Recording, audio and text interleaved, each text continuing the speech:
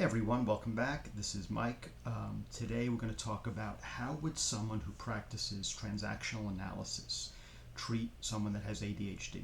Transactional analysis is made famous by the phrase, I'm okay, you're okay. So it was kind of a bigger in past years, but it's still practiced now, or people incorporate it into their therapy. So let's kind of jump right in.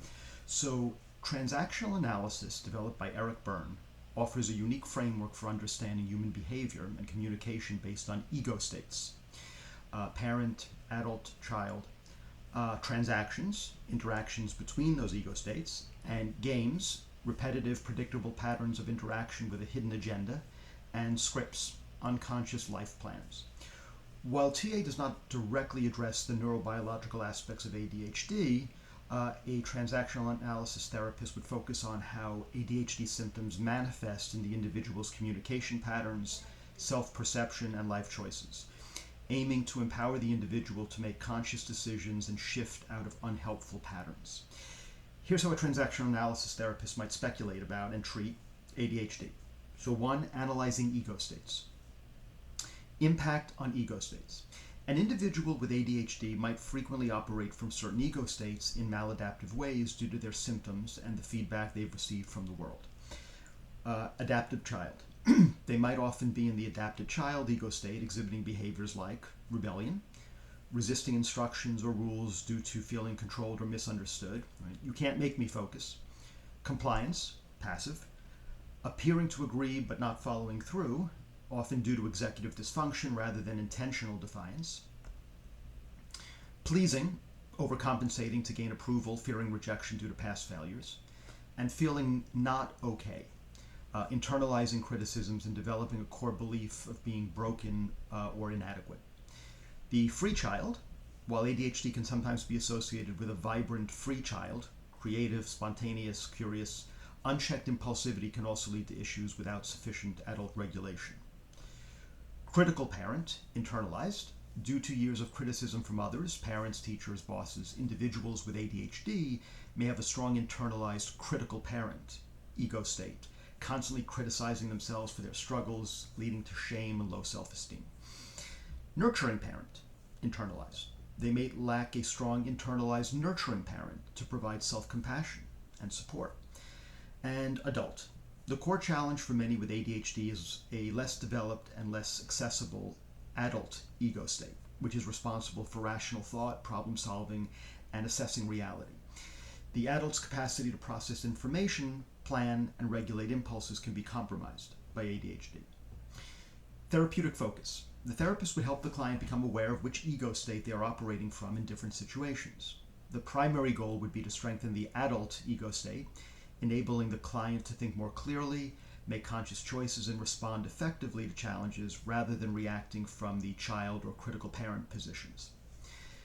Identifying interrupting games, repetitive patterns. Individuals with ADHD, especially those who have experienced chronic frustration and negative feedback, might unconsciously engage in games, repetitive transactional patterns with a hidden agenda and a predictable payoff.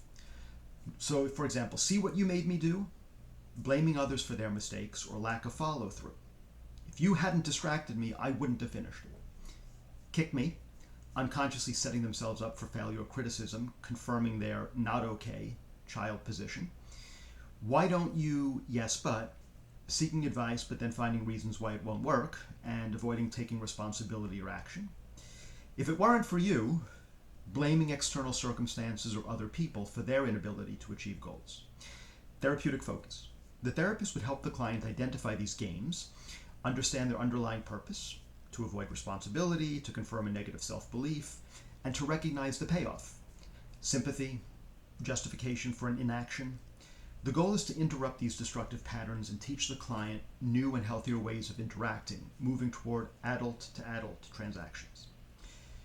Deconstructing life scripts. Life script. Many individuals with ADHD may have developed a life script based on early childhood messages and experience, often reinforced by their struggles.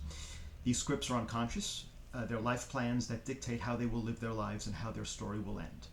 Common ADHD scripts. Examples might include, I'm a failure. I'll never get it right. I'm lazy. I'm too much. These scripts often stem from parental injunctions, negative messages such as don't be important, don't think, don't succeed, and drivers, unconscious compulsions, be perfect, hurry up, try hard, that can be particularly difficult for someone with ADHD to fulfill.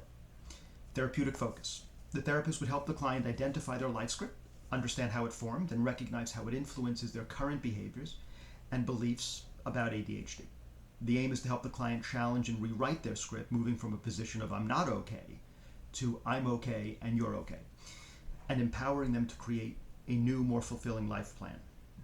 This involves permission, giving the client permission to be themselves, to succeed, to think, and to feel. Protection, providing a safe therapeutic space for the client to explore their vulnerabilities. Potency, empowering the client to make changes and take control of their life. Addressing strokes and recognition hunger. Strokes. Humans have a recognition hunger or a need for strokes, units of recognition. Individuals with ADHD may have received more negative strokes, criticism, punishment, than positive strokes throughout their lives, leading to a stroke economy that reinforces negative self-perception. Therapeutic focus. The therapist would help the client understand their stroke patterns, encouraging them to give and receive positive strokes appropriately and to stop collecting discount strokes, negative attention. This helps build self-esteem and validates their okayness. In summary, transactional analysis therapists would not directly treat ADHD as a medical condition, but rather focus on the psychological and relational impact of ADHD on the individual. They would help the client gain insight into their ego states, identify and interrupt unhelpful communication patterns or games, challenge their limiting life scripts, and ultimately empower them to develop a stronger adult ego state, foster healthier relationships, and live a more authentic and okay life, regardless of their neurotype. This approach would be highly valuable in helping individuals with ADHD cope with the emotional and social challenges associated with the condition, and could work well in conjunction with other interventions like medication or behavioral coaching that addresses the core symptoms. So I hope you found this helpful, and I'm curious what your thoughts are. You can put any comments in the comment section, and I look forward to seeing you on the next time. Bye-bye.